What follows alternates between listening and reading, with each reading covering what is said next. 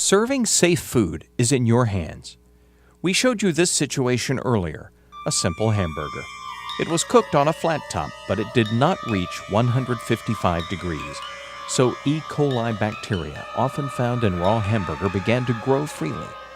E. coli causes cramps, diarrhea, kidney failure, even death. A few years ago, E. coli killed 6 people who ate undercooked hamburgers from a national chain. Temperature control is one of the most important things you can do to serve safe food and prevent foodborne illness. It begins with cooking food to the proper temperature, making sure food is hot enough all the way through.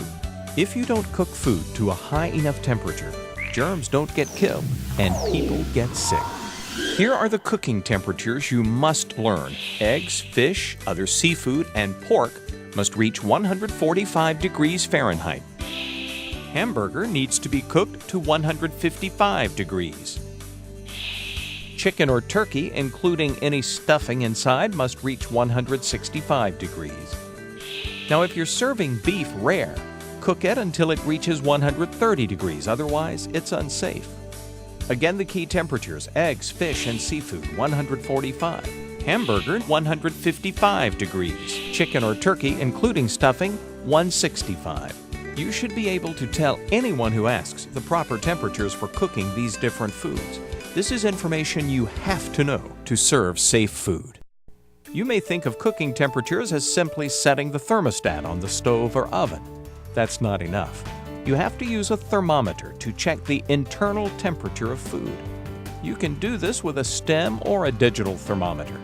Here's how to check the temperature of food to make sure it's properly cooked. First, wash your hands properly. Next, clean and sanitize the probe of the thermometer. Then, place the stem of the thermometer into the center of the food. That way you can be sure the food has cooked all the way through. With meat, push the stem into the thickest part to get an accurate reading. If there is a bone in the roast, don't let the stem touch it. That will give you an inaccurate temperature reading. Some flat-top grills do not heat evenly across their large surface, so hamburgers should be checked to make sure they're cooked to the right temperature, 155 degrees. Also, use a thermometer to check food prepared in a microwave. A microwave does not cook evenly, so you must turn or stir the food during the cooking process, just to make sure it reaches the correct temperature of 165 degrees throughout. Now, let's talk about safe temperatures for food after it's been cooked. There is a specific temperature danger zone you need to watch out for. Food that sits between 41 and 135 degrees Fahrenheit for 4 hours or more is a case of foodborne illness waiting to happen. Bacteria grows fast when food is left in the danger zone, meaning your customers and family could get very sick. Here's a temperature horror story. At a fast food chicken restaurant, employees did not monitor the temperature. Turns out there was a problem with the hot holding equipment. So the hot chicken special was a not-so-hot lukewarm danger zone special, making customers sick. Remember time, temperature, and the 4-hour rule. If food stays within the danger zone between 41 and 135 degrees for more than 4 hours, throw it out. After cooking, you have to act quickly to keep food out of the danger zone. Hot food has to stay hot, above 135 degrees. Cold food has to be kept cold, under 41 degrees. Remember, the danger zone is 41 to 135 degrees. If you're going to serve safe food, you must know the proper temperatures.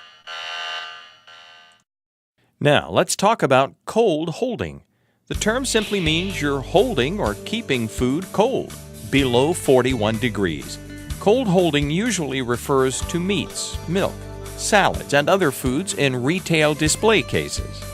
You should check the temperature of foods in cold holding every 2 hours with a clean, sanitized thermometer to make sure the foods are below 41 degrees. And remember, when you place foods in cold holding, they must already be at 41 degrees or colder. Cold holding is meant to do just that, hold the temperature. Cold holding cases are not meant to cool hot foods. Food that is cooked and ready to serve must stay above 135 degrees to keep germs from starting to grow. We keep food hot by using steam tables, heat lamps, or heated cabinets. Food has to be above 135 degrees when you put it in hot holding. Stir food at regular intervals to distribute the heat. And use a clean, sanitized thermometer to check items every 2 hours that are in hot holding. You want to make sure the food has not fallen into the danger zone. Remember time, temperature, and the 4-hour rule. If food falls within the danger zone, that's between 41 and 135 degrees Fahrenheit, and stays there for 4 hours, you must throw it out. Temperature abuse is a leading cause of foodborne illness. That includes eating food that wasn't cooled fast enough. Here's a simple rule to live by. Cool it fast. A temperature horror story. This bowl of chili turned into a big bowl of food poisoning. Here's how it happened. The big pot of chili went directly from the stove to the cooler. The pot was so deep the chili took way too long to cool down. It spent several hours in the danger zone, where Staphylococcus aureus bacteria began to grow, a disgusting germ that means this chili gave diners vomiting, diarrhea, stomach cramps. This is exactly why time and temperature are such a big deal in food safety. Here's the right way to handle cooling for chili, beans, and stews. Divide them into several shallow metal pans about 2 inches deep. The pans then go into the cooler uncovered. By creating smaller portions, the product cools faster, getting below 41 degrees and out of the danger zone in plenty of time to avoid germ growth. Soups, sauces, gravies, stews, rice, refried beans, and other soft foods can all be cooled this way. Simply divide them into small portions in shallow pans. You can also cool foods by using an ice bath. This works well for soups, sauces, and gravy. Here's how it works. Close the drain and place the pot of hot food in the sink. Fill the sink with ice up to the level of the food in the pot. Add cold water to the ice to get the pot really cold. Be sure to stir the food often to help it cool, and be sure to add more ice as the ice in the sink melts. And of course, check the temperature. You want it to 70 degrees within 2 hours.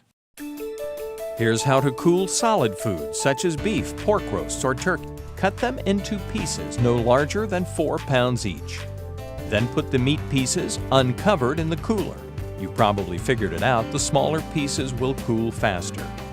When cooling hot foods, you must get the temperature to 70 degrees within 2 hours, then down to 41 degrees during the next 4 hours. This will keep dangerous bacteria from growing. But if you don't reach 70 degrees within 2 hours, either reheat the food or throw it out. Again, time and temperature, a critical factor in food safety. Oh, by the way, in the cooler, make sure your pans are not crowded. That way, cold air can freely circulate around them. Reheating. Food that has been cooled, such as these beans, will have to be reheated before serving. Time and temperature, again the key. Reheat foods to at least 165 degrees. Then, before serving, use your clean and sanitized thermometer to check the temperature. Remember, when reheating, the food must reach 165 degrees within 2 hours, and it must stay at 165 for at least 15 seconds in order to be safe to serve. When thawing frozen foods, keep them out of the danger zone while they thaw. You should never thaw food by letting it sit out on a counter at room temperature or in warm water. This is a sure ticket to trouble. Bacteria will grow quickly. The best way to thaw meat and other items is in the refrigerator. Thawing products in the fridge keeps them out of the danger zone. Another way to thaw some foods is by running cold water over them. Get them under the water completely.